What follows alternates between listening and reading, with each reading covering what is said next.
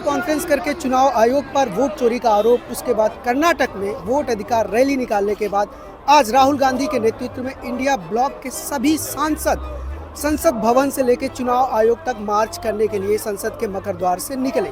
करीब 11:30 बजे वो लोग वहां से निकले, लेकिन आगे दिल्ली पुलिस की परमिशन नहीं थी, इसलिए उन्हें मार्च करने नहीं दिया गया।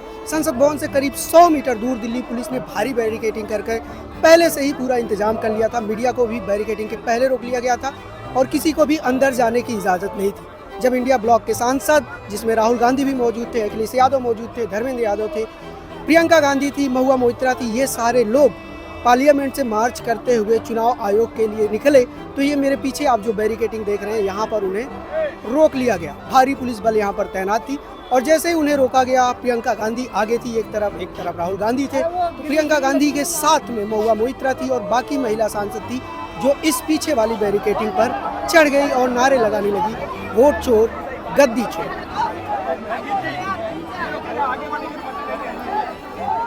बता दें कि आज इंडिया ब्लॉक के सभी एमपी जो भी संसद में मौजूद थे, वो सारे लोग, यहाँ तक कि फ्लोर लीडर्स भी चुनाव आयोग तक मार्च करने वाले थे। वोट चोरी के मुद्दे को लेकर वह उनसे बात करने वाले थे। चुनाव आयोग ने उन्हें समय भी दिया था 12 बजे का, लेकिन सिर्फ 30 लोगों को समय दिया गया था कि वो बातचीत कर सकते हैं, जबकि अपोजिशन पार्टी इस बात पर अड़ी हुई थी कि वह यहाँ से मार्च करते हुए चुनाव आयोग तक जाएंगे। लेकिन दिल्ली पुलिस ने, जैसा कि मैंने पहले बताया, उन्हें परमिशन नहीं दिया, तो वह इस बैरिकेडिंग पर रुक गए। यहाँ पर काफ़ी देर तक, लगभग 1 घंटे तक हंगामा चला। पुलिस और एमपीज़ के बीच मशक्कत होती रही आगे बढ़ने को लेकर। बीच में मीडिया भी था, मीडिया कवरेज करता रहा और इस दौरान अखिलेश यादव इस बैरिकेडिंग से कूदकर बाहर आए। उनके साथ धर्मेंद्र यादव आए और उसके बाद डेरेक ओब्रायन सहित कई नेता इस बैरिकेडिंग को फांदकर बाहर आए और यहाँ पर बैठ गए, ज़मीन पर बैठ गए। मैं भी वहीं पर मौजूद था। मैंने अखिलेश यादव से बात की, सुनिए वह क्या कह रहे हैं। ये है, अगर ये वोट रोक रहे हैं और जनता का वोट रोक रहे हैं, तो हम जनता का वोट बचाने के लिए कूद रहे हैं। जनता का वोट बचे, इसलिए मैं चुनाव आयोग आया हूँ। कम से कम चुनाव आयोग उन पे कार्रवाई करे जिन लोगों ने वोट काटे हैं। जिस तरह अधिकारी वोट काट रहे हैं, वोट चोरी कर रहे हैं, उन पर कार्रवाई हो। सरकारें जो शामिल हैं उनको सख्त निर्देश हो या सरकार हटाई जाए। अब जिस प्रदेश का मुख्यमंत्री वो खुद ही वोट लुटवाए, तो हम किससे न्याय मांगेंगे? हमारे पास रास्ता क्या है आयोग के अलावा? अब आप ये तस्वीर देखो, ये देखिए तस्वीर। अगर पुलिस वोट रोकेगी और गोली चलाएगी, तो हम बताओ वोट डालने कहाँ जाएंगे? तो हम तो वोट डलवाने के पक्ष में हैं, लोकतंत्र बचाने के पक्ष में हैं, संविधान बनाने के पक्ष में हैं। संविधान बचेगा तो ये सबका सम्मान होगा, लोकतंत्र बचेगा तो सबको अधिकार मिलेगा। जब लोकतंत्र खत्म हो जाएगा तो पी फॉर पी भी गायब हो जाएगी। ये बताइए, आज आयोग से जो मुलाकात, पीडीए पी फॉर प्रेस, आज जो आयोग से मुलाकात होने वाली थी, वहाँ क्यों नहीं? अरे जाने कौन दे रहा है? तुम ही नहीं जाने दे रहे हो। हम तो चाहते हैं जाने, ले चले, हमें ले नहीं जा रहे हैं। 12 बजे का टाइम दिया था ना चुनाव, तो जाने की कोशिश तो कर रहे हैं। कितनी कोशिश करें बताओ? कैसे जाएं बताओ? कोशिश कैसे करें? सब तो कर लिया, कूद गए, पुलिस आ गई। अब पुलिस से लड़ेंगे थोड़ी हम। अच्छा, राहुल गांधी, अच्छा पुलिस से कैसे लड़ेंगे? इनकी तो ट्रेनिंग है।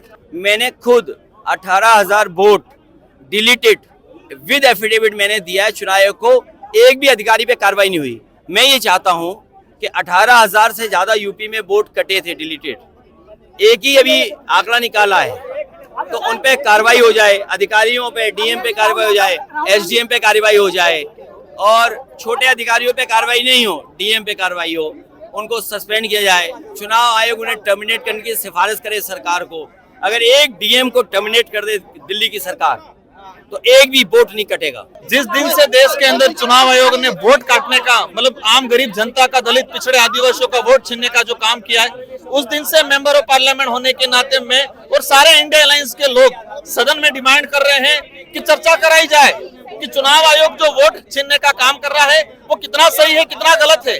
अगर किन्हीं लोगों का वोट काटा जा रहा है तो सरकार की जिम्मेदारी बनती है, चुनाव आयोग की जिम्मेदारी बनती है कि वो वोट क्यों काटा गया है, लेकिन इस पे जवाब नहीं दे रही है सरकार। चर्चा नहीं हो रही है, सदन के अंदर चर्चा नहीं हो रही है। सदन में हमारी प्रायोरिटी रहती है, सदन में मांग रख के सदन से बात करें, लेकिन सदन में इस पे बहस नहीं कराई जा रही है। इसलिए इंडिया अलायंस के सारे लोगों ने मिलकर आज फैसला लिया है कि चुनाव आयोग से मिले, लेकिन पुलिस प्रशासन को लगा के हमें यहाँ पर रोकने का प्रयास किया गया है, प्रताड़ित करने का प्रयास किया गया है। अगर चुनाव आयोग क्यों डर रहा है, सरकार क्यों डर रही है? संसद में सरकार बहस नहीं करा रही, इतने दिनों से चल रहा है कि एसआईआर पे चर्चा हो जाए। अगर सरकार गलत नहीं, सरकार कोई भी सरकार हो, सरकार की हमेशा जिम्मेदारी रहती है कि अधिक से अधिक चर्चा कराए ताकि लोकतांत्रिक व्यवस्था जो मजबूत बनी रहे, आम गरीब दलित पिछड़े आदिवासियों की आवाज जो वहां तक पहुंचे। लेकिन सरकार दबाने का काम कर रही है।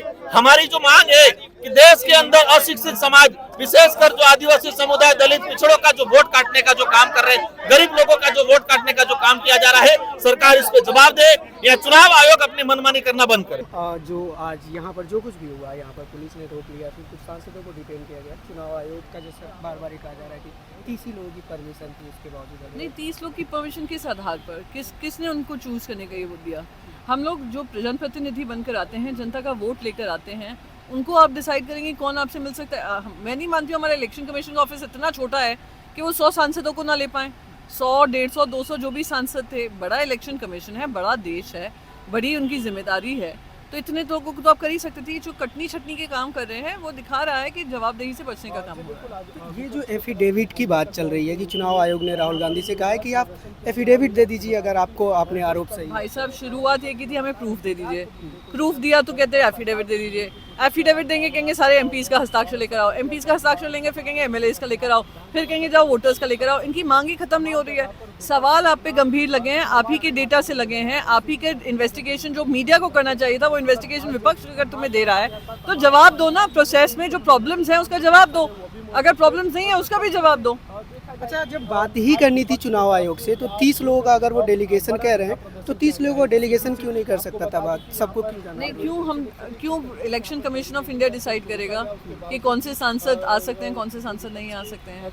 क्वेश्चन ये नहीं है, क्वेश्चन ये है कि आप हमारे प्रोटेस्ट के बगैर भी जवाब दे सकते थे, पर आप बच रहे हैं, इसलिए हमने प्रोटेस्ट किया। इंडिया ब्लॉक के सांसदों को करीब 1.5 घंटे की मशक्कत के बावजूद दिल्ली पुलिस ने इस बैरिकेडिंग से आगे नहीं बढ़ने दिया और वह यहीं पर रहे। इसके अलावा कुछ सांसदों को दिल्ली पुलिस ने डिटेन भी किया, जिसमें अखिलेश यादव, धर्मेंद्र यादव भी शामिल थे। हालांकि इस दौरान मैं आपको बता दूं कि चुनाव आयोग तक जो मार्च होने वाला था, जो बातचीत होने वाली थी, वह नहीं हो पाई है। हालांकि चुनाव आयोग ने राहुल गांधी को जरूर कहा है कि वह अपने आरोपों के साथ एफिडेविट दाखिल करे, लेकिन राहुल गांधी ने अभी तक एफिडेविट दाखिल नहीं किया। हालांकि यहाँ पर अखिलेश यादव थे। अखिलेश यादव ने आरोप लगाया कि उत्तर प्रदेश में तो पुलिस ही वोटरों को वोट डालने से रोक रही है। अब देखने वाली बात यह होगी कि वोट चोरी का यह मुद्दा क्या जन आंदोलन में तब्दील हो पाएगा, जिस तरह से इंडिया ब्लॉक कोशिश कर रहा है।